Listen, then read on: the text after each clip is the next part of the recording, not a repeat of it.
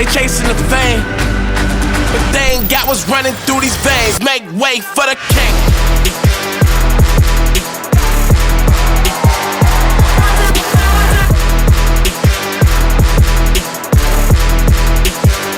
Make way for the kingdom. King me, checkmate, then repeat. This chestnut checkers, what can I say? I got goat jeans. Real kings do king things. Live like it's running through these veins. Make way for the king. Morning, everybody. I'm Rick Daly from Daly and Black. This is London Crounce. Hey, guys. We're from Houston. Well, I'm from Houston. London is our stud lawyer in Denver. We've got a couple offices. We do work all over the country. All we do is sue insurance companies. Something Steve Patrick said. Thank you. Thank you. It's easy, okay? It's like shooting ducks in a barrel, all right? London is our guy in Denver and handles a lot of our business development. I want to say one thing that Steve Patrick talked about earlier. He said, you know, he asked everybody to raise their hand if you ever had a client who was hesitant to hire an attorney. And, you know, it's interesting that that's the case, and I'll tell you why that is, because the insurance companies spend millions of dollars lobbying, making it look like tort reform is necessary, and there are frivolous lawsuits out there, and lawsuits are bad. I bet you all didn't know this. Do you know that your right to file a civil lawsuit against an insurance company is a Seventh Amendment right? It's one of the Bill of Rights. Can you imagine them spending millions of dollars trying to get you not to exercise your right to free speech or your right to carry arms? Okay? It's a right that our founders thought was so important they included it in the first 10 constitutional amendments. All right? So today we're going to talk about the cosmetic damage exclusion dilemma. And so what do I mean by that dilemma? You all know you got a big storm, maybe in Amarillo, maybe Denver, and you're out there, you know, you're going to make a lot of money off this. You get up there on, maybe it's a commercial roof, maybe you're in a residential neighborhood and they've got Decra roofs or what have you, but they're all metal. And the adjuster comes out, the place is smoked, everybody's getting new roofs in the neighborhood. The adjuster says, we're going to cover this claim, no problem, and he goes back to the office. So you're getting your crew ready, you want to go do the roof, and then all of a sudden the homeowner or the business owner gets the call and says, well, insurance company just wants to make sure, and we're going to send somebody out. Who are they going to send out? An engineer, right? An engineer who works solely for the insurance company every single day. What's the engineer do? He comes out, gets on the roof, spends less than 5 minutes on the roof, he eyeballs it, and he says, well, that's cosmetic. Unfortunately, you have a cosmetic damage exclusion, and it's not going to be covered. Has anybody ever had this happen? Yeah, a lot, right? That's the new trick that the insurance companies are pulling. So let me show you. Here's a typical cosmetic damage exclusion. It's very important what the exclusion actually says in the policy, as I'll show you here in a little while, but your typical one says we do not pay for any cosmetic damage to the roof structure of any building or structures to which this endorsement applies for any of the following causes of loss: wind, hail, rain, snow, sleet, or ice. So that ought to prompt the question, okay, well, what's cosmetic, right? Well, pretty much every policy defines what cosmetic is. Here, this one defined it. It means that loss caused blemishing, dents, or other superficial damage that change the appearance of the roof structure, but does not include failure of the roof structure to serve as a barrier against the entrance of the elements to the same degree the roof structure did before the cosmetic damage occurred. Now, what I highlighted is the key point. To the same degree, all that means is that if that damage changes the ability of that roof to shed water over its lifespan, even 1%, then that exclusion does not apply. Now, here's what we're talking about here. Here's this is a picture from the Colorado Springs storm 2016. Who thinks this one's cosmetic? Now, everybody thinks this is functional damage, right? Well, you don't know yet, as I'm going to show you. Okay? Here's another one, Roswell, New Mexico, 2017. Yeah, you want to say it's functional, right? And the insurance company wants to say it's cosmetic. Well, there's more to that. You can't eyeball it, all right? You're going to see. Here's another one in Amarillo, Texas, You got aluminum shingles here.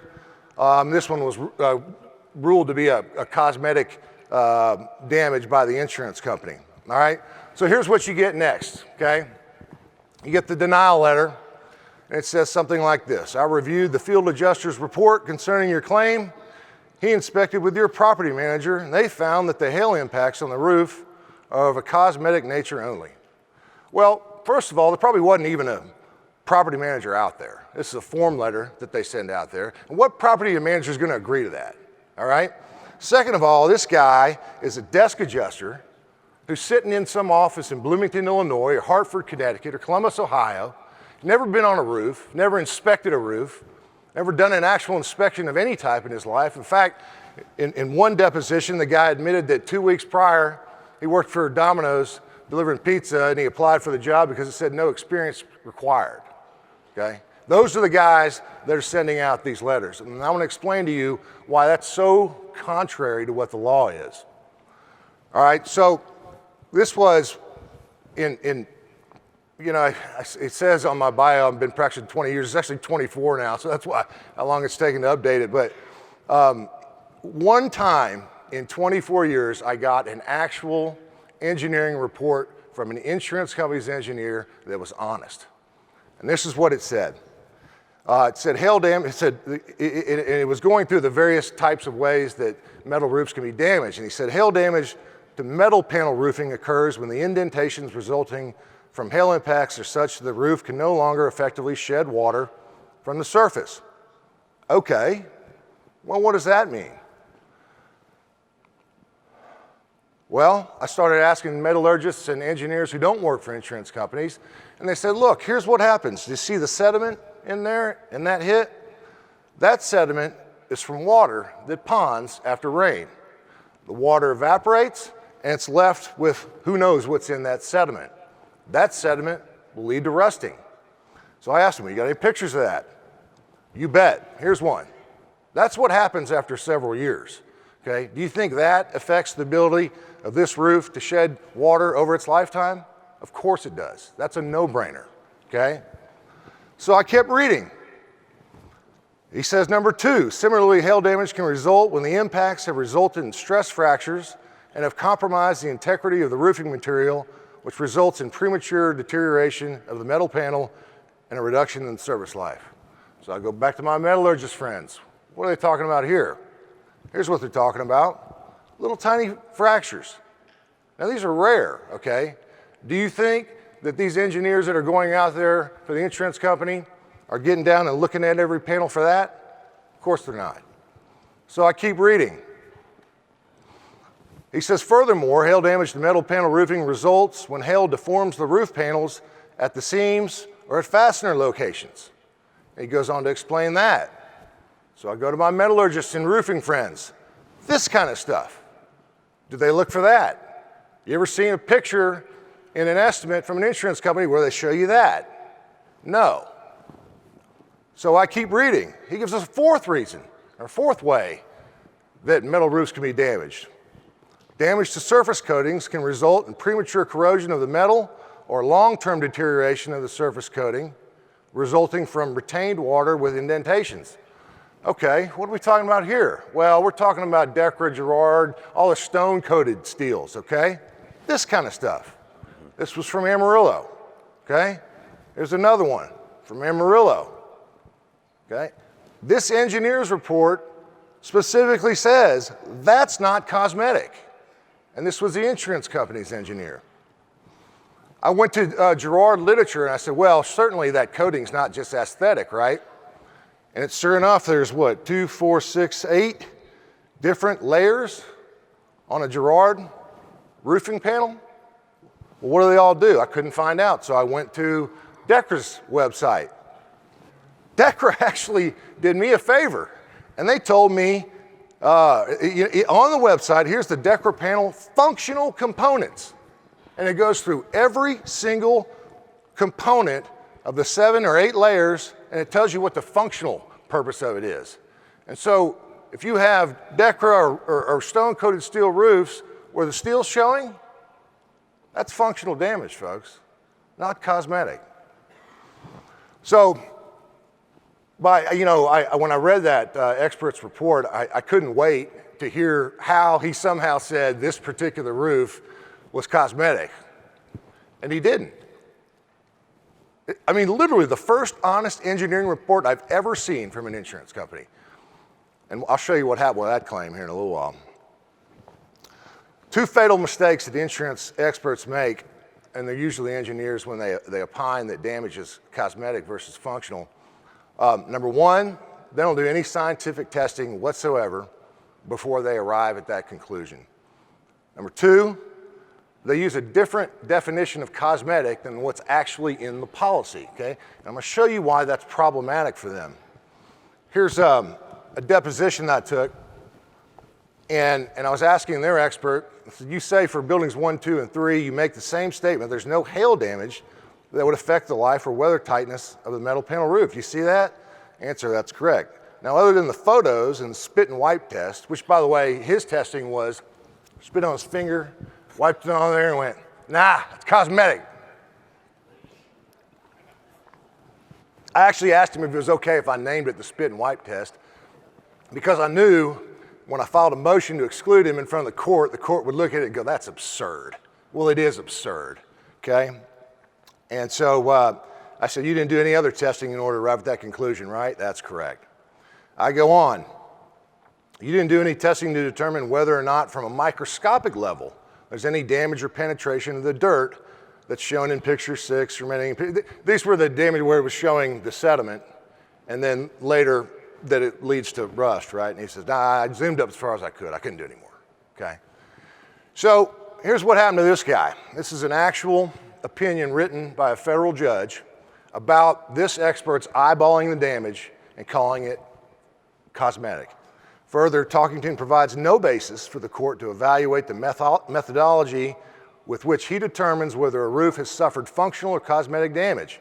Moreover, Talkington provides no indication that he applied any reliable principles and methods to the facts of this case. Accordingly, Talkington should be excluded from testifying as an expert. Okay? He got excluded because he didn't do his job. All right? Here's the second thing, and I'm going to show you why that's, for more than this, the obvious reasons, I'm going to show you why that's important, okay? Here's the second thing they do. They use the wrong definition. So this guy, we asked, do you have an appreciation that sometimes the definition of cosmetic damage might vary from one insurance policy to another? Answer, I do know that, yes, sir. Okay, and the definition that you'll be testifying to is the one stated here according to the USSC, that's the United States Steel Corporation, okay? Not the United States Supreme Court, okay? United States Steel Corporation. Well, the definition of the policy wasn't the definition of the United States Steel Corporation. It was something similar to what I just showed you. But he's using some different definition. Here's what happened to him. The court agrees. Safeco has failed to meet its burden to show that Boyd's testimony is relevant because it is based on a definition of cosmetic damage that differs from the insurance policy's definition. For these reasons, the court hereby grants Collins' motion to strike Boyd's designation and report. Okay? So he got struck. So here's the real question is, so what does that mean? He got struck, so what? All right, well, here's the thing. In law, little insurance 101 law here, okay? You can't just hire an expert to come in and just say something. I can't hire London to come in and say, hey, man, tell me that's cosmetic. He looks at it and says that's cosmetic. The opinion has to be based in scientific principles. And he's good at the spit test, too, by the way. But the opinion has to be based in scientific principles, and it's got to be relevant. If they don't use the same definitions in the policy, it's not relevant. And so they get struck. All right? Now, here's why that's so important. In every courthouse in the land, the plaintiff goes first. And it's the plaintiff's burden of proof. And contrary to what you may think, when you have a cosmetic damage situation, the plaintiff's burden is this, to show that the hail dented the roof. It is not the plaintiff's burden to show that it was cosmetic versus functional, just that the hail dented the roof. They've now met their burden, okay? Now, this is usually admitted by the insurance company up front because they think, hey, look, we're gonna say it's cosmetic, and so sure, the hail hit it, but it's cosmetic, all right? And so the plaintiff pretty much meets their burden right then and there, all right? Now, according to the law in every state, the burden shifts because an exclusion in a policy is something that the insurance company has to prove, not the insured. Okay, so most people think you got to prove as a plaintiff it's functional or cosmetic. Not true. Hail hit the roof, it dented it, that's covered unless it's excluded. Now, insurance company, now it's your turn. Now you prove that it's cosmetic. But their expert just got struck. Okay? That means they don't have anybody to testify. They've got no witnesses. Since the insured has met his burden and they've struck their witnesses, the insurance company can't meet their burden. Okay? Their burden of proving that it's cosmetic versus functional, and you win as a matter of law. Okay? You win immediately. That's what happens in these cases. So here's what that means. That roof in Colorado Springs, the estimate to re-roof that was $575,000. That's our estimate, not the insurance company's estimate. We settled that for $1,525,000. Well, how is that, you want to ask? I'll tell you how it is, because most states, especially Colorado, have very, very strict penalties for acting in bad faith. And when you call something cosmetic, and what you did was eyeball it, and you didn't use any scientific principles, or used a definition of cosmetic versus functional damage from the United States Steel Corporation, and that's not in the policy, that's bad faith. And no lawyer is going to take that to trial defending an insurance company. And that's the kind of numbers that they'll pay you. Roswell, New Mexico, I showed you this one earlier. The estimate to re-roof that was $925,000. This judge did us a favor in this one. The judge said, here's what we're going to do. We're going to have a hearing on Mr. Daly's motion to strike their experts. And after I hear you guys argue, I'm going to put you in a room with a magistrate, and he's going to mediate this case. And if you guys don't settle this case, then I'm going to come out with my ruling, okay? And we know what happens if their experts get struck.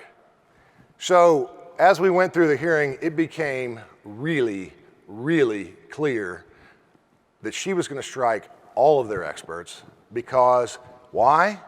No scientific principles, okay? By the way, in case you want to know who the expert was, anybody know Jim Kuntz? Okay, that's who the expert was on that. Jim's actually a pretty good guy, but sometimes he gets out of line, okay? He got out of line here. He didn't even actually go on this roof. He sent his associate who took photos, and then Kuntz gave an opinion from his desk in New Mexico that that's cosmetic. And the court went, and what scientific principles did you use, sir? None, okay? So that settled for $2 million right there. This was a residential roof in Amarillo. Same thing happened here. $75,000, and we settled it for $150,000, okay? Recently, we tried a case in San Antonio, and the damages in that case were about the same as this one, about $75,000.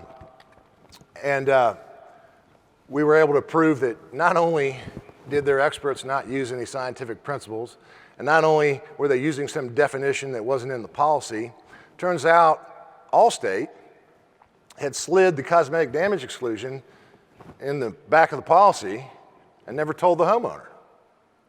Right? They never got him to sign off on it. And then they actually sent an email to the homeowner and said, here's your policy. And it was a policy without the cosmetic damage exclusion. So they got to trial, and they said, well, you've got a cosmetic damage exclusion, but we showed the email with the attachment, and the jury didn't like it much. And so on a $75,000 roof, we got a $1.5 million verdict. Okay? So that's what happens. If you work in Colorado, the Supreme Court in Colorado recently gave you a very big gift.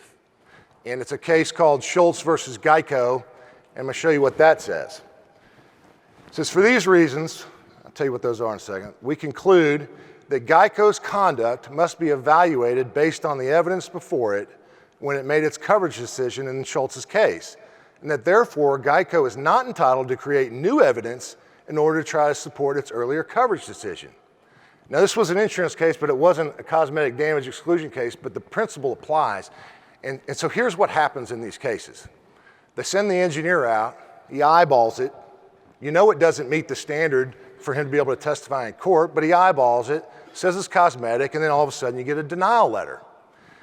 An attorney gets hired, we file suit, and they then go hire some metallurgist or somebody else who's an engineer and they want that person to go out and do all the testing and do all the scientific things that you do have to do in order for it to be admissible in court. And the Colorado Supreme Court says, no. See, you didn't do any of it when you made the decision, and you don't get to do it now so that you can support some decision that you made that you didn't have the right to do in the first place. So in Colorado, when they go out there and they eyeball it, and it goes to court, they don't get to have any experts, period. And that case is over, okay? So if you've got one of those situations where it's clear damage and they send out somebody to eyeball it and they don't do the work and they're using the wrong definition of cosmetic, mention this stuff to them, okay? And go get an attorney who knows what they're doing and make sure you get, you know, whether it's you or the insured, but get an attorney who actually tries cases, okay? There are a lot of people who do call themselves litigators and they don't try cases, all right? Well, you know what gets you good settlements? The fear that an insurance company has of getting popped for $1.5 million on a $75,000 case, okay? Over and over and over again. So make sure you do that.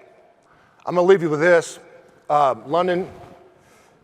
Everybody, we've got a large loss hotline. If you want to reach a partner level, if you want to speak to me, Rick Daly, John Black, and you've got a large loss case, call this number, 1-833-LRG-LOSS, or visit our website, largelosslawyers.com.